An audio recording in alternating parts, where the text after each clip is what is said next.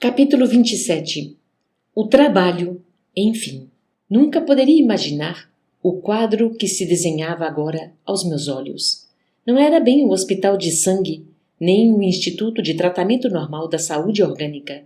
Era uma série de câmaras vastas, ligadas entre si e repletas de verdadeiros despojos humanos. Singular vozerio pairava no ar.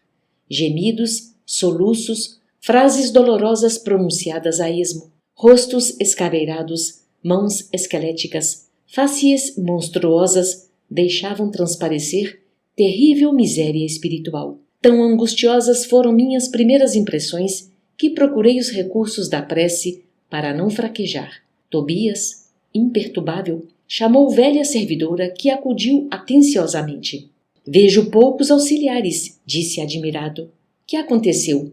O ministro Flaccus, esclareceu a velhinha em tom respeitoso. Determinou que a maioria acompanhasse os samaritanos para os serviços de hoje nas regiões do umbral. Abre nota. Samaritanos, organização de espíritos benfeitores em nosso lar. Fecha a nota. Há que multiplicar energias, tornou ele sereno. Não temos tempo a perder. Irmão Tobias, por caridade, gritou um ancião, gesticulando, agarrado ao leito, à maneira de louco. Estou a sufocar. Isto é 1000 vezes pior que a morte na terra. Socorro, socorro, quero sair, quero ar, muito ar. Tobias aproximou-se, examinou-o com atenção e perguntou: por que teria o Ribeiro piorado tanto? Experimentou uma crise de grandes proporções, explicou a serva, e o assistente Gonçalves esclareceu que a carga de pensamentos sombrios, emitidos pelos parentes encarnados, era a causa fundamental desse agravo de perturbação. Visto achar-se ainda muito fraco e sem ter acumulado força mental suficiente para desprender-se dos laços mais fortes do mundo, o pobre não tem resistido, como seria de desejar. Enquanto o generoso Tobias acariciava a fronte do enfermo, a serviçal prosseguia, esclarecendo. Hoje, muito cedo, ele se ausentou, sem consentimento nosso, a correr desabaladamente. Gritava que lhe exigiam a presença do lar, que não podia esquecer a esposa e os filhos chorosos, que era crueldade retê-lo aqui, distante do lar. Lourenço e Hermes esforçaram-se por fazê-lo voltar ao leito, mas foi impossível. Deliberei, então, aplicar alguns passes de prostração. Subtraí-lhe as forças e a motilidade em benefício dele mesmo. Fez muito bem, acentuou Tobias, pensativo. Vou pedir providências contra a atitude da família. É preciso que ela receba maior bagagem de preocupações para que nos deixe o Ribeiro em paz. Fixei o doente, procurando identificar-lhe a expressão íntima, verificando a legítima expressão de um dementado. Ele chamara Tobias como a criança que conhece o benfeitor, mas acusava profundo alheamento de quanto se dizia a seu respeito. Notando-me a admiração, o novo orientador explicou.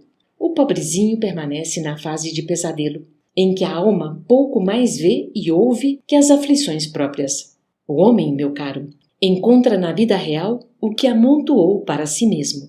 Nosso Ribeiro deixou-se empolgar por numerosas ilusões.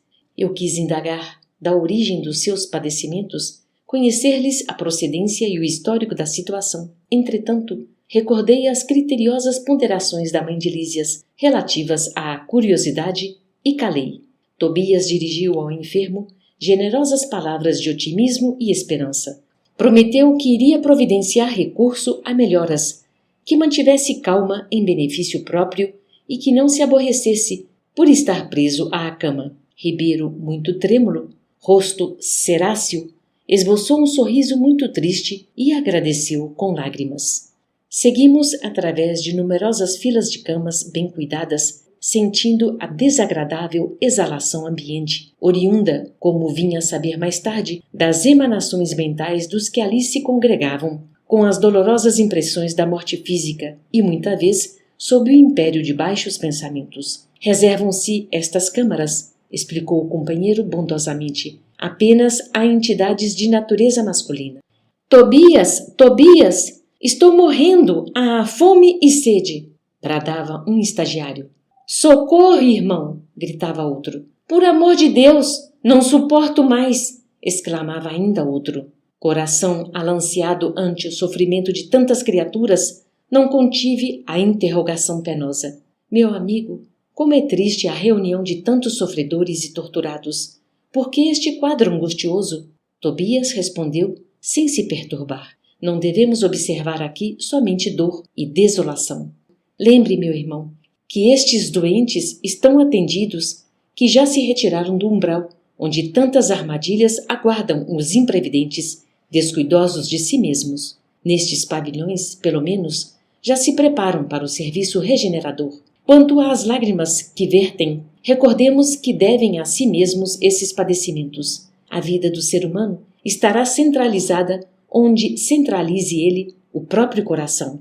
E, depois de uma pausa, em que parecia surdo a tantos clamores, acentuou: são contrabandistas na vida eterna. Como assim?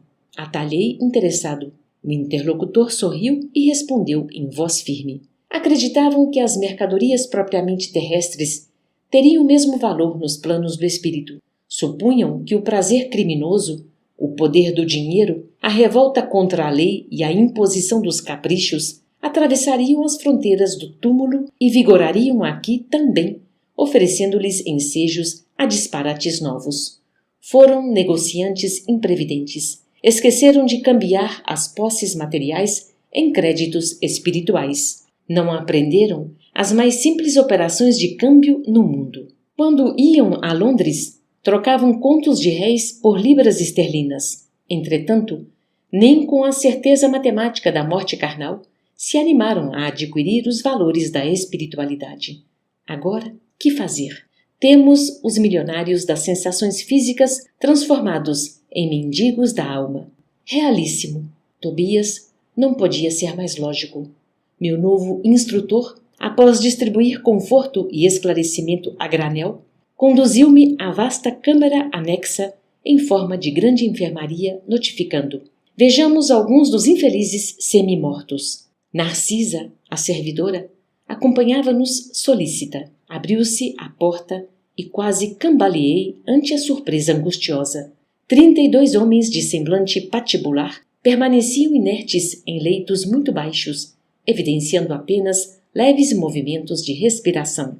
Fazendo gesto significativo com o indicador, Tobias esclareceu: estes sofredores padecem um sono mais pesado que outros de nossos irmãos ignorantes.